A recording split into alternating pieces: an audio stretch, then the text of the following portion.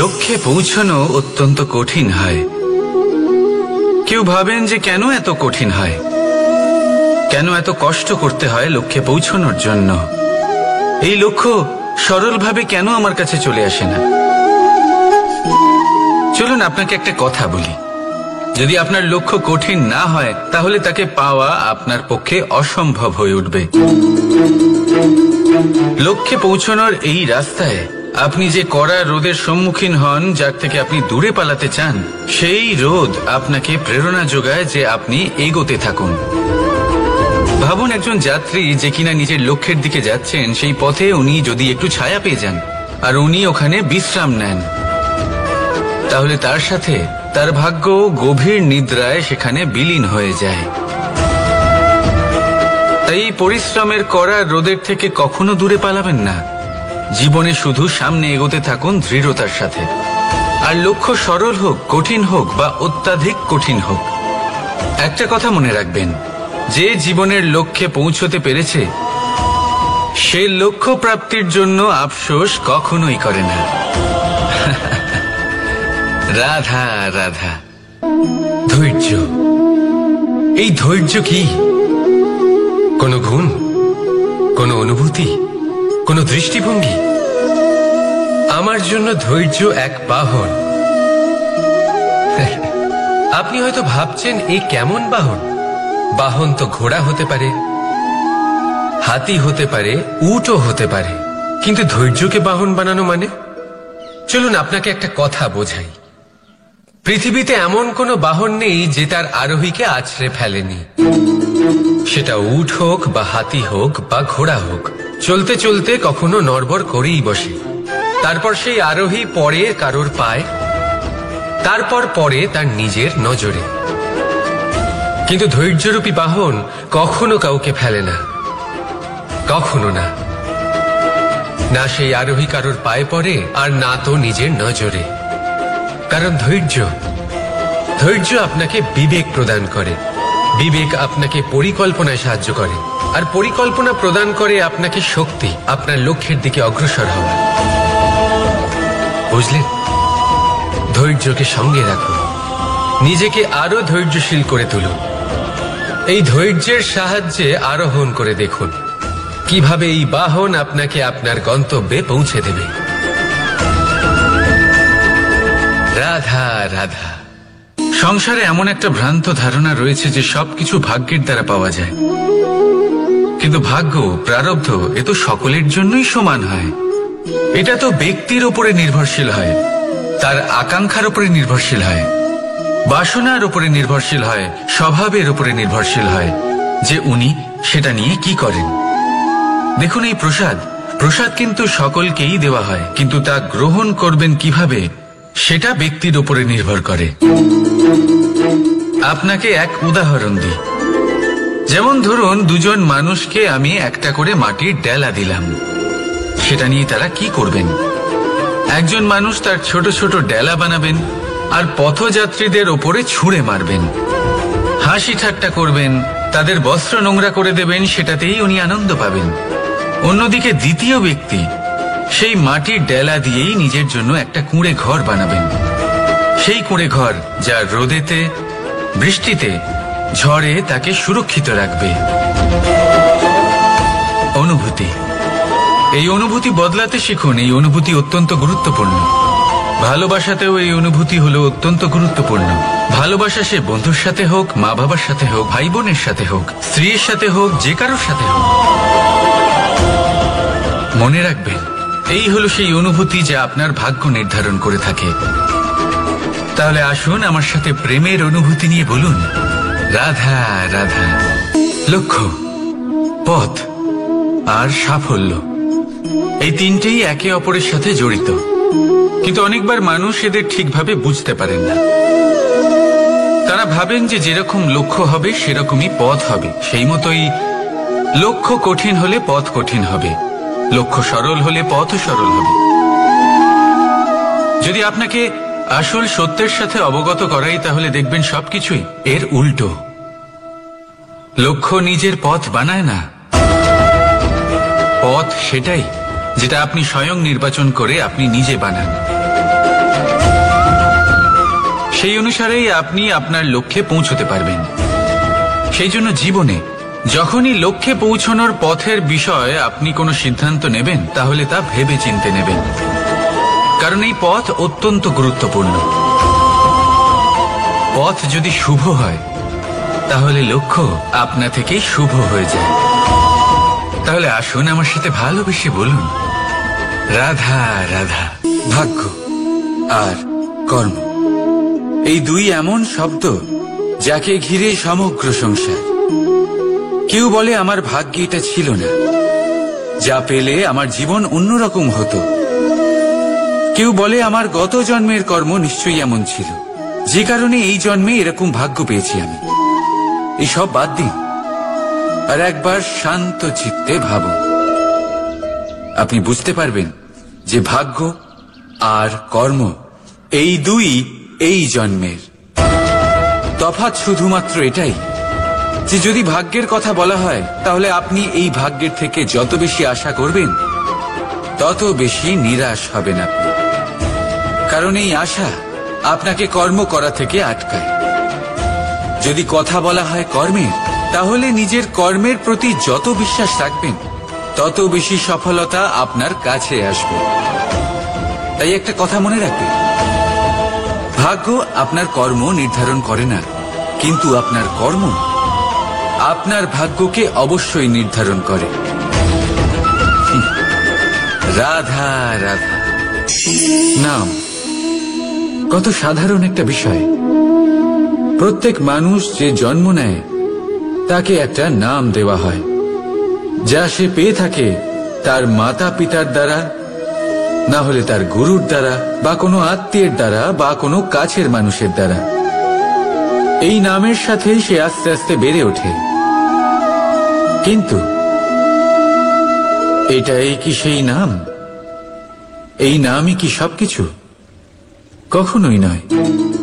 একটা নাম সেটা যা আপনি জন্মের সময় লাভ করেন, যে নামে আপনি কর্মের পথে অগ্রসর হন। আরও একটা নাম সেটা যা আপনি আপনার কর্মের দ্বারা অর্জন করেন, আর এই নামেই আপনাকে সবাই যুগ যুগ ধরে মনে রাখে। আপনার আসল নাম সেটা নয় যা আপনাকে জন্মের সময় দেওয়া হয়েছিল। আপনার আসল নাম সেটা যেটা আপনি আপনার কর্ম দ্বারা লাভ করেছেন, কারণ সেই লাভের পেছনে প্রচুর প্রয়াস লুকিয়ে থাকে, অনেক পরিশ্রম লুকিয়ে থাকে।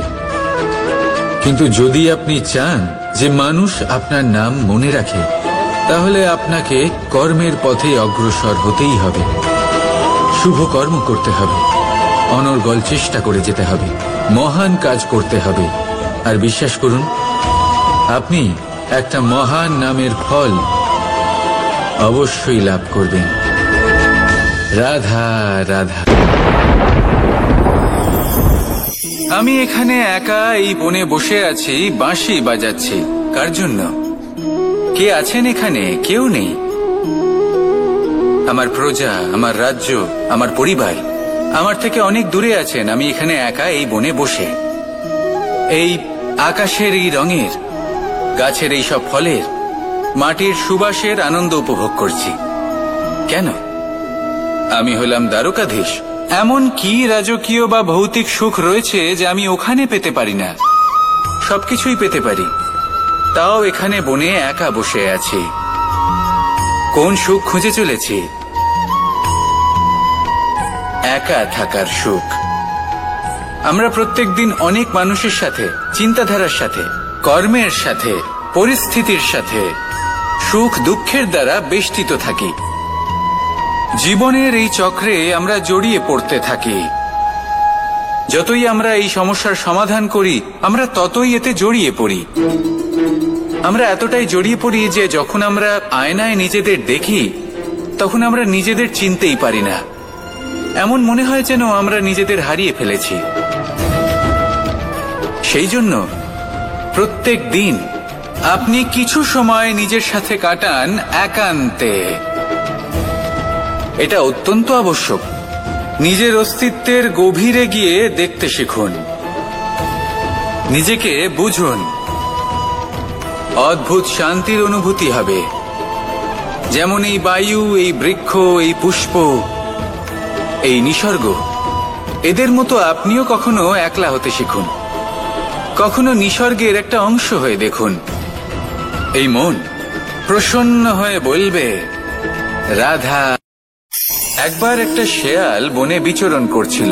ও একটা ছোট্ট শাবক দেখতে পেল। ও ভাবলো আজ একেই আমি খাবার হিসেবে গ্রহণ করব। আশেপাশে দেখলো কেউ দেখছে না তো, কেউ ছিল না। আর সেই শাবকের ওপর আক্রমণ করলো, যা হলো একটা ঘোর অপরাধ। বনের নিয়ম অনুসারে আপনি কখনোই শাবকের ওপর আক্রমণ করতে পারেন না। তারপর এই খবরটা যখন রাজা সিংহ জানতে পারলেন, সভার আয়োজন করলেন। কিন্তু সেখানে শেয়াল বলল, আমি তো এরকম কিছু করিনি। কিন্তু যদি আপনি এরকম বলেন, কোনো প্রমাণ দিন, এর কোনো সাক্ষী আছে? তখন রাজা সিংহ পেঁচাকে ডেকে পাঠালেন, যে সেই মুহূর্তে বৃক্ষের শাখার ওপর বসেছিল। সে সব কিছু দেখেছিল। পেঁচা সব সত্যি কথা বলল, আর শেয়ালকে মৃত্যুদণ্ড দেয়া হলো। এবার এই কাহিনী আমি আপনাকে কেন শোনালাম? কারণ মানুষও কখনো কখনো এরকম কর্ম করেন যা শিয়াল করেছে। এটা ভাবেন কেউ দেখছে না, যখন আমি অনুচিত কর্ম করতেই পারি। কিন্তু না, আপনি যাই করুন না কেন, কেউ না কেউ অবশ্যই তা দেখছে। কোনো ব্যক্তি না হলেও কোনো প্রাণী, না হলে কোনো যক্ষ বা দেব বা প্রেত। যদি এনারা কেউ না দেখেন, তাহলে ধরিত্রী মাতা দেখেন, যেখানে দাঁড়িয়ে আপনি সেই কর্ম করছেন, তাই না? তাই একটা কথা সবসময় মনে রাখবেন, কে দেখছেন কে দেখছেন না সেই বিষয়ে ভাবা ছেড়ে দিন। এটা খুব সহজ কথা। আপনি যদি উচিত কর্ম করেন, উচিত ফল পাবেন। যদি অনুচিত কর্ম করেন, তাহলে আপনি অনুচিত ফল অবশ্যই পাবেন। সেই জন্য উচিত পথে চলতে থাকুন, উচিত কর্ম করতে থাকুন, আর আমার সাথে ভালোবেসে বলুন রাধা রাধা। বাহ, পুষ্পের সুবাস আমার খুব ভালো লাগে। অত্যন্ত সুন্দর হয় এই পুষ্প। এইভাবে চারিদিকে পুষ্প দেখে মন আনন্দিত হয়ে ওঠে। এবার আপনারা ভেবে দেখুন, আমার চারিদিকে পুষ্প নয়, আগুন আছে। তাহলে কি হবে? আমার শরীর কি জ্বলে যাবে না? অবশ্যই জ্বলবে। শরীরকে কি আগুনের তাপ সহ্য করতে হবে না? অবশ্যই সহ্য করতে হবে। এটাই হলো প্রকৃতির নিয়ম। এই নিয়ম কিন্তু আমরা সবাই জানি, কিন্তু আমাদের মধ্যে বেশিরভাগ মানুষ এই বিভ্রান্তি নিয়ে বাঁচি যে এই যে প্রকৃতির নিয়ম, তা আমার ওপর প্রযোজ্য নয়। তা কিন্তু নয়। আমাদের চতুর্দিকে এই যে নিসর্গ রয়েছে, আমরা তার কতটা ক্ষতি করি সেটা একবার ভেবে দেখুন। আমরা বনাঞ্চল জ্বালিয়ে দিই, বায়ু দূষিত করি, জল দূষিত করি, প্রাণীদের হত্যা আমরা করি। কেন? এই নিসর্গ আমরা নষ্ট করি, যদিও আমরা জানি যে আমরাও হলাম এই নিসর্গেরই অংশ। এবার দেখুন, শরীরের কোনো অংশে যদি আগুন ধরান, আস্তে আস্তে সমস্ত শরীরও জ্বলে যাবে। সেইভাবেই নিসর্গ যদি নষ্ট হয়ে যায়, তাহলে মনুষ্য জাতিও নষ্ট হয়ে যাবে। তাই এই যে নিসর্গ আপনি দেখছেন, এই পুষ্প, এই বৃক্ষ, বায়ু, জল, এদের সকলকে রক্ষা করুন, নষ্ট নয়। মনে রাখবেন, যদি নিসর্গ থাকে মানুষ থাকবে, যদি নিসর্গ থাকে তাহলেই জীবন থাকবে। আসুন আমার সাথে ভালোবেসে বলুন রাধা রাধা। কারই না পছন্দ বলুন তো? অত্যন্ত সুস্বাদু হয় এই মধু, মিষ্টি খেতে হয় এবং তা শক্তিও প্রদান করে। এবং প্রত্যেকটি মিষ্টি পদার্থের মতোই এতেও খুব তাড়াতাড়ি পিঁপড়ে ধরে যায়। অন্যদিকে যদি নুনকে দেখি, তাহলে বছরের পর বছর রাখলেও এতে পিঁপড়ে ধরে না। এবার যদি কথা বলি বন্ধুত্বের, তাহলে বন্ধুত্ব নুনের মতো হওয়া উচিত, মধুর মতো নয়। যারা সামনে এলে শুধুমাত্র মধুর মধুর কথা বলবে, পরে এতে পিঁপড়ে ধরে যাবে, এটা নুনের মতো হওয়া উচিত। প্রকৃত বন্ধু হলো সে, যে সময় এলে পরে আপনার সামনে আপনার প্রকৃত সত্য তুলে ধরবে, তা সে যতই কঠিন হোক না কেন। আপনার দোষ, আপনার অপগুণ, আপনার খামতি আপনাকে বলতে পারবে, যাতে আপনি সেগুলো শুনে মেনে নিয়ে তারপর নিজেকে শুধরোতে পারেন। এটাই হলো প্রকৃত বন্ধুত্ব। কখনো নিজের জীবনের আশেপাশে মন দিয়ে দেখবেন, অনেক সময় এমন মানুষ থাকেন, অনেক বন্ধু থাকেন, যাদের দেখে আমাদের মনে হয় যে এনারা খুব কঠোর, এনাদের কথা খুব কটু। কিন্তু বেশিরভাগ এমন মানুষের মনটা যদি বুঝতে পারেন তাহলে দেখবেন তাতে কোনো মালিন্য নেই। এনাদের মন অত্যন্ত পবিত্র হয়। যদি আপনার জীবনেও এমন কোনো ব্যক্তি থেকে থাকে, এমন বন্ধু থাকে, তাহলে তাদের আগলে রাখুন আর আমার সাথে ভালোবেসে বলুন, রাধা রাধা। যতক্ষণ আমরা এই সংসারে জীবিত ততক্ষণ আমাদের সাথে সবকিছু থাকে। আমাদের ধন, সুখ স্বাচ্ছন্দ্য, আমাদের মিত্রগণ, আমাদের পরিবার, এই সমাজ, এই সবকিছু আমাদের সাথে থাকে। যেদিন আমরা এই সংসারকে ত্যাগ করব, এদের মধ্যে কেউ আমাদের সাথে যাবে না।